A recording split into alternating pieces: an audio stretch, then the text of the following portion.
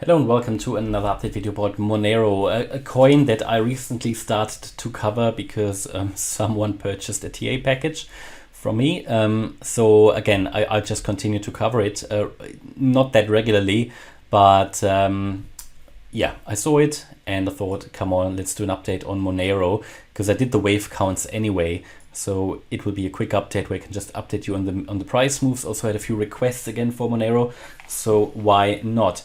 Looking at the history here for Monero, as indicated in the last video already, wave 1 here in May 21, now in a wave 2, possibly finished, after which we should ideally see a wave 3 to the upside that should take us to around $880 as a minimum.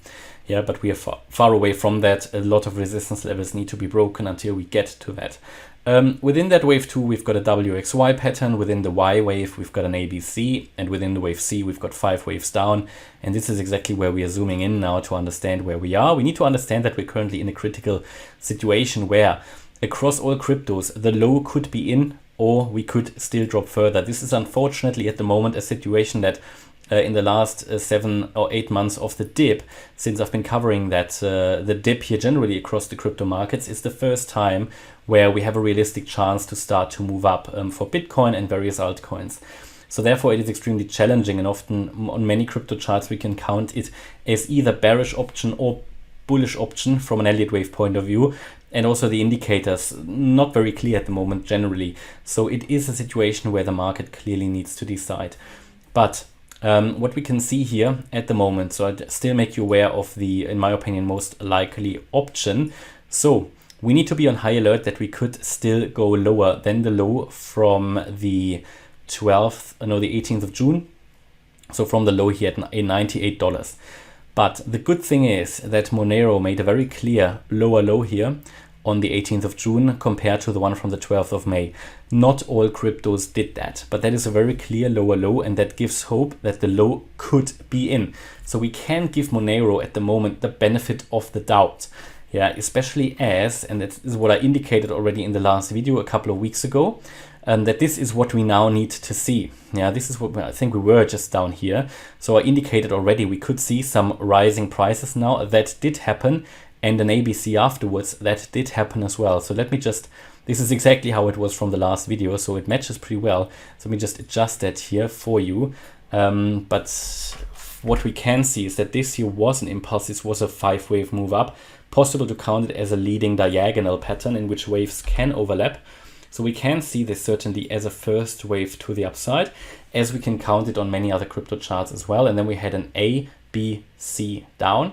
That is certainly possible to count it that way as well. And another point why this is at least not too unlikely, which means that after a 1 and a 2, we should see a 3 to the upside. That needs to go above, first of all, the resistance level of $119 here. That would be a first bullish sign.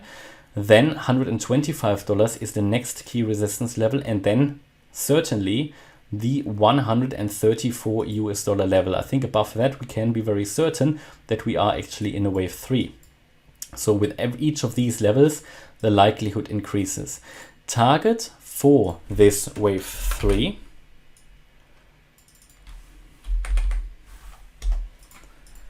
would need to be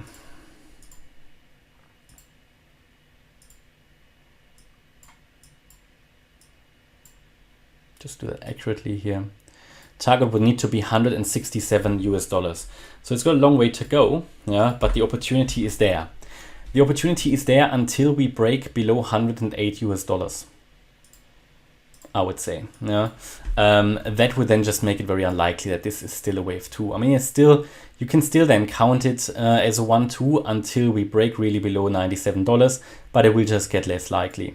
Overall, you can see here we're forming something like a head and shoulders. If the price doesn't push higher from here, yeah, you have this head and shoulders on the chart, which will, if we hit the neckline of $108, break probably to the downside. Need to be aware of that as well. Overall, what is important to understand that we pulled back to the 61.8% fib level here. We briefly broke it, but we still didn't substantially break it. Therefore, finding support pretty much at the 61.8% fib level here at $111 and starting to move up from there. So that is a first good sign. We can also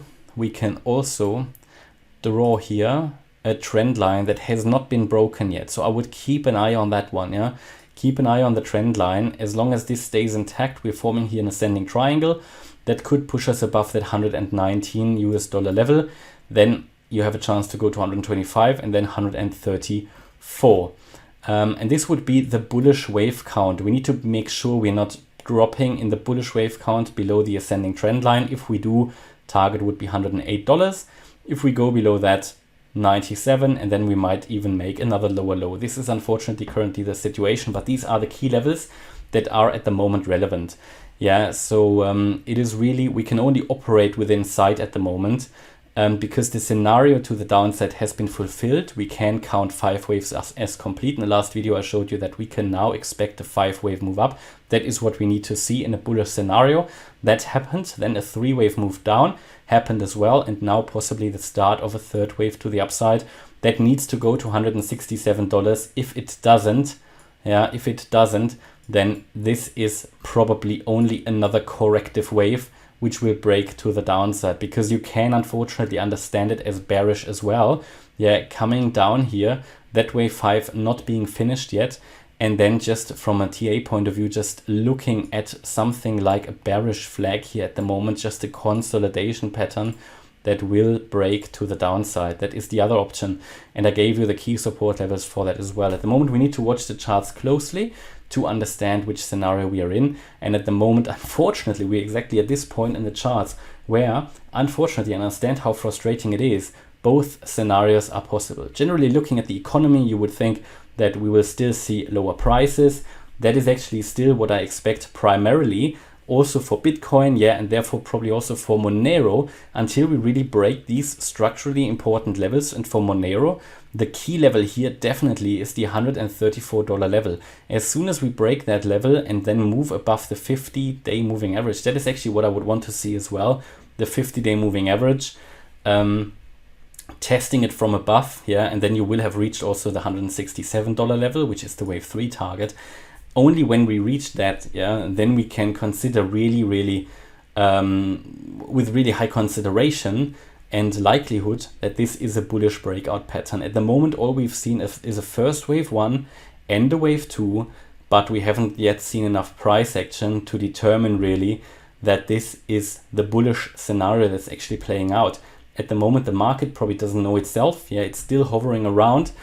Still uncertain, and therefore we need to take those support and resistance levels seriously at the moment, watching them very closely, and then as the market decides which way to go, then make our decisions. All right, hopefully you liked the update. If you did, please hit the like button, leave a comment and subscribe. And if you really like the content, check out the channel membership. Thanks a lot for watching. Bye-bye.